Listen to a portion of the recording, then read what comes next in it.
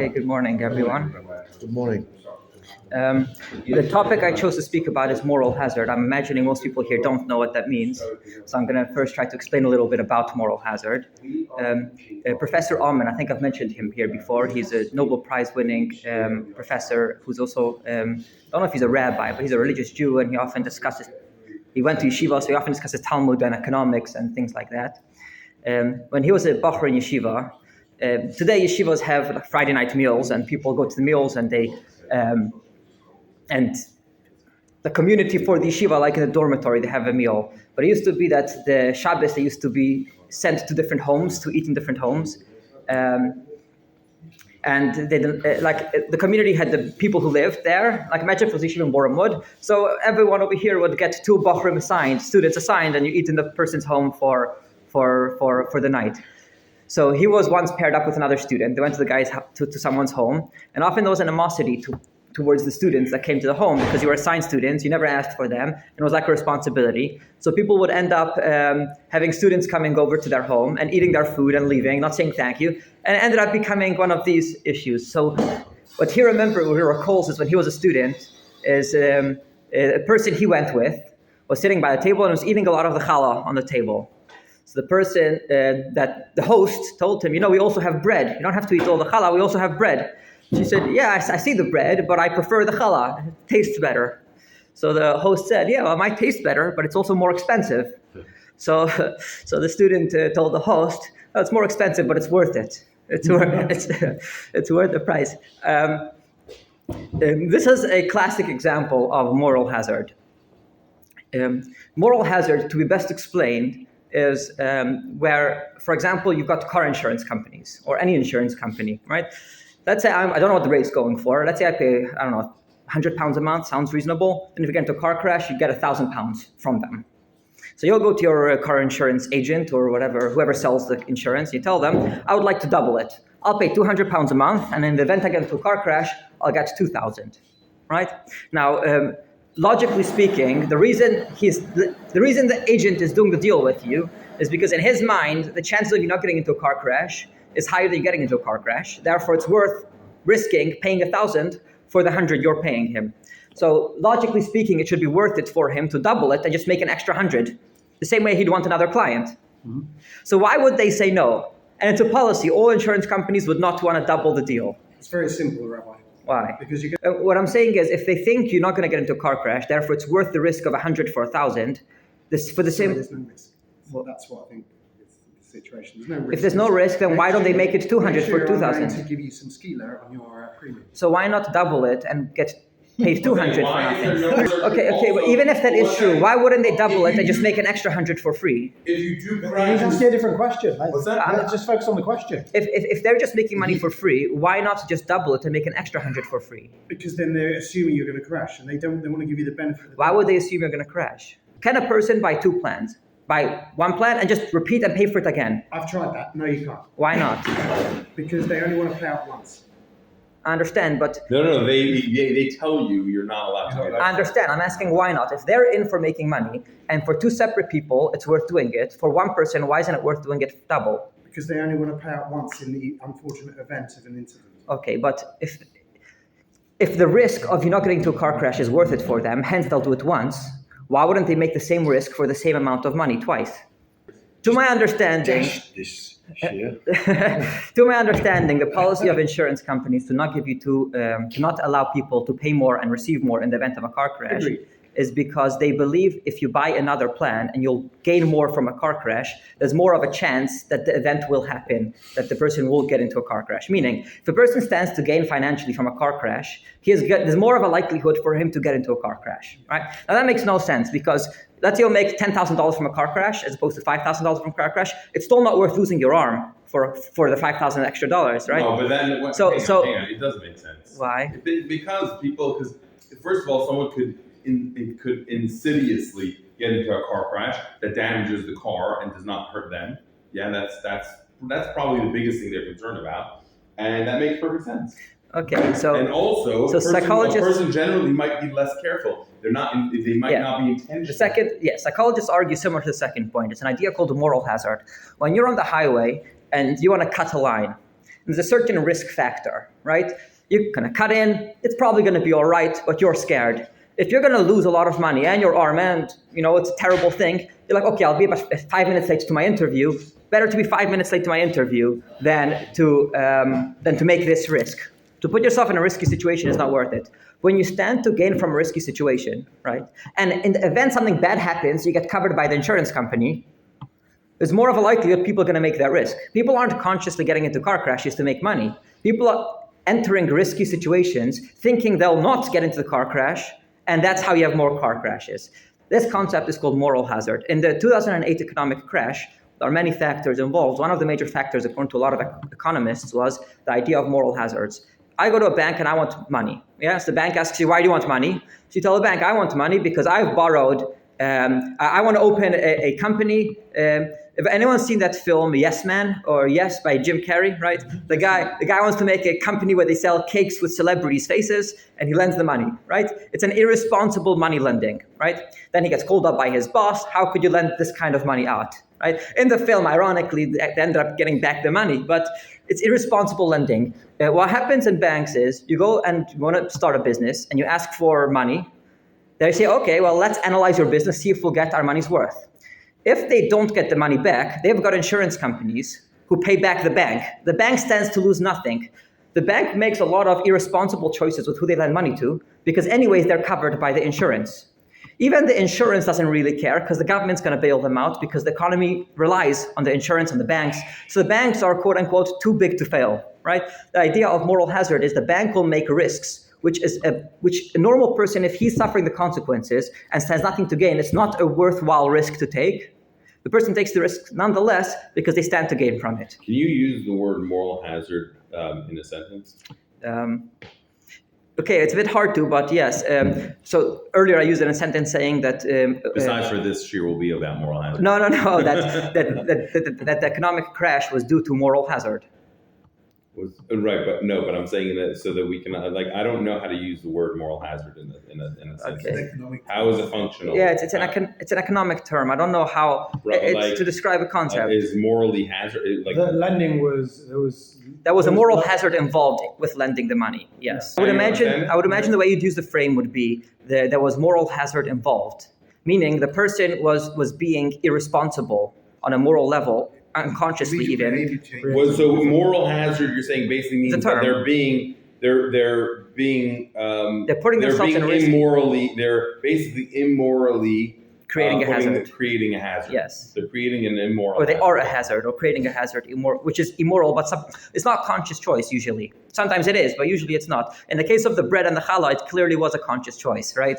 He obviously realized that I'm not buying myself challah, but this guy's challah I'll take. So the class is not an economics class. The class is Torah. So it's not morally hazard. Like I am putting myself in a morally hazardous. You're putting yourself in a moral hazard. Not the putting myself in a moral hazard. Yes. Right. By buying two insurance policies, for example. The behavior changes as a result of having two insurance policies, so you're more lax. That's a behavior change. Having two insurance companies is a moral hazard. Having two insurance policies is a moral hazard because or I'm putting myself in a morally hazardous situation. Your attitude. All right. Anyway, no, because it's helpful, but go on. Right.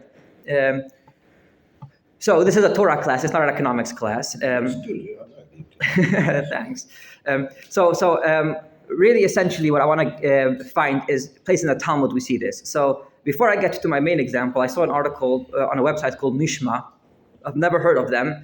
I don't really know what they do, but they had an article where they claim there's an idea called Chatzi Nezek in the Talmud.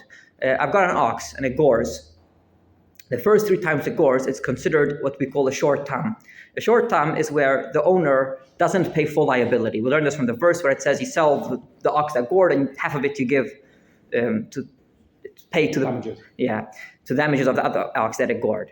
So you pay half the damages, which is the Talmud is bothered with this idea they paying half the damages. If I break someone's window, I have to pay the window's worth, right? And if I'm not responsible, I don't have to pay anything.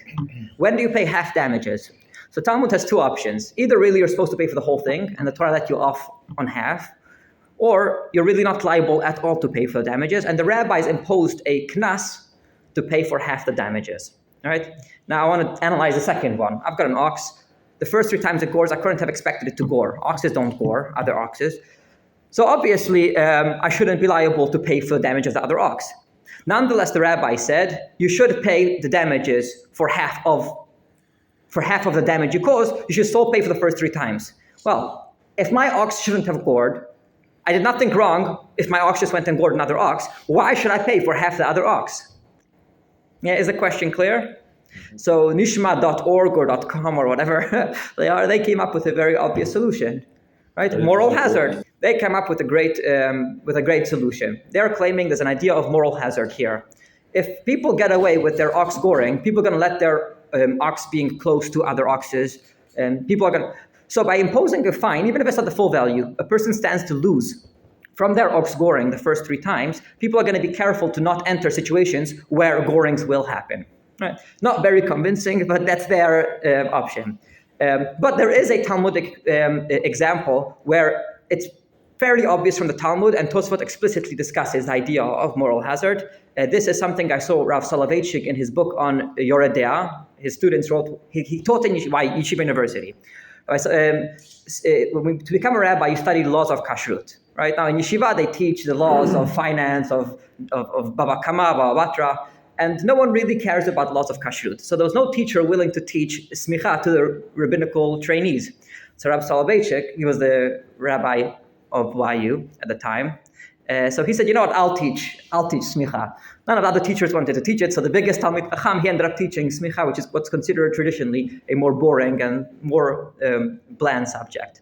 So his students wrote down his commentaries on smicha, and he made it just as exciting as any of the others.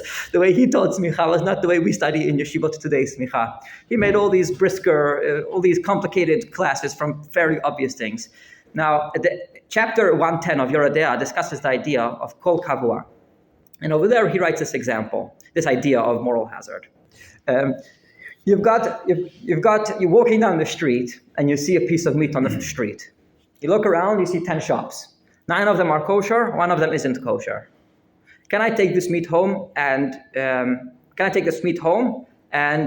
cook it, eat it, assume it's kosher, came from one of the 9 shops? Yeah. You say yeah, you say no. Why not? Proper Talmudic debate we have here. Yes, we have a whole Talmudic debate here. I can guess why you're saying yes. You follow because it's not 100%. You're not 100% sure. You have to be 100%. Well, do you have to be 100% certain the meat is kosher? Obviously not. If you've got 3 pieces of meat in front of you, and one of them's kosher, one of them's not kosher, 2 of them are kosher. Yeah. So each bite, I'll pick up one of them. I don't know if I can eat this one. I can assume it's probably the kosher one because your chances are 2 for 1 that it's kosher. I just go assume. Well, Nothing. then you pick up the second one, and your chances are 2 to 1 that it's kosher. Then you pick up the third one, and your chances are that you already ate the non-kosher one. So you might as well eat this one. That's the logic. We learned this from the Sanhedrin. So the same should apply. The same should apply to the. It's treif. Treif all day long. So Rabbi David says that the same should apply to when I find a piece of meat on the street. Yeah. I can assume it probably came. I have 9 to 1 odds, a 90% chance that it came from one of the kosher shops. Wow. I'd just make myself a vegetarian at that moment. You make that And I believe haven't in got God the is debate green. because it's for me it's Right. treif. However, here's an alternative case. What if I don't find it on the floor? I see some guy leaving a shop with the meat and hands it to me. Right? They're giving out free meat. And I went home and I forgot which store he came out of. I forgot which store this meat came from. There are 9 shops. 9 of them have a big sign saying kosher. The 10th one has a big sign saying Yankelis treifa meat, not kosher, big X around the kosher. Yeah, they're very clearly not kosher. Yeah. I just don't remember if this is the shop the meat came from. Yeah, me and Luke saying that. What about this case? Yeah. Saying similar to what the rabbi was saying earlier, that if you're not for sure, and you're not wrong, by the way, you're not wrong, by the way, the Ketav Sofer said, I've got 3 pieces of meat in front of me, right? And I don't know which one's the kosher, which one's not the kosher one. So earlier I said you can eat each one. So the Ketav Sofer says you shouldn't, because there's a spiritual damage not kosher meat causes to your body. And even if technically you're allowed to eat it because you can assume it's kosher, you don't want that damage to your soul. So on a spiritual level, he says you shouldn't eat it. Exactly. Right. It's, So that's the same also as what you're saying. 1 in 10 chance your soul will be compromised. Right, and it's not worth taking that chance. But it's still kosher. You're still allowed to eat it. Halachically, it's still kosher. Now, so the halacha is that when when you don't remember which shop you bought it from, right? You don't have a doubt of where did this come from. The statistical probability is irrelevant. We consider it a 50-50. We consider it 50. We don't look at the probability of the stores. Was the store I bought it from kosher or not? That's a 50-50.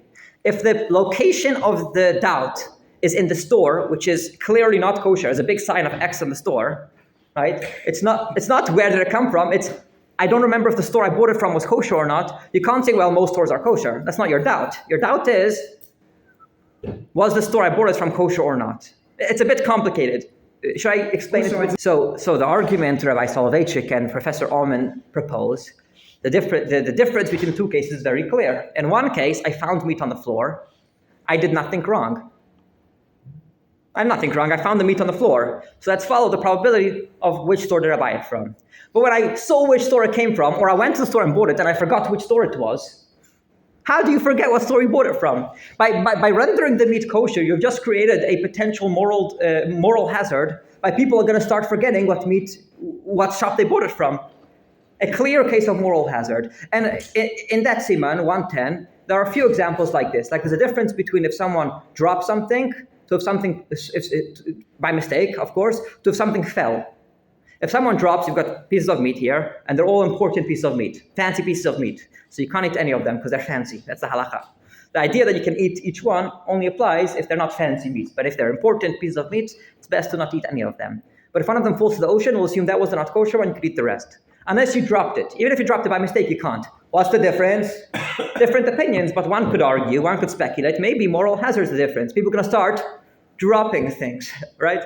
So this idea of important things when they're dropped is different to when they fall, even if it's for different reasons in the commentaries. You can see a certain potential moral hazard, and definitely when you find something on the street to when you go to a shop and pick it up, you can see the moral hazard. If I forgot what shop I bought it from, people are going to start forgetting what shop you bought it from.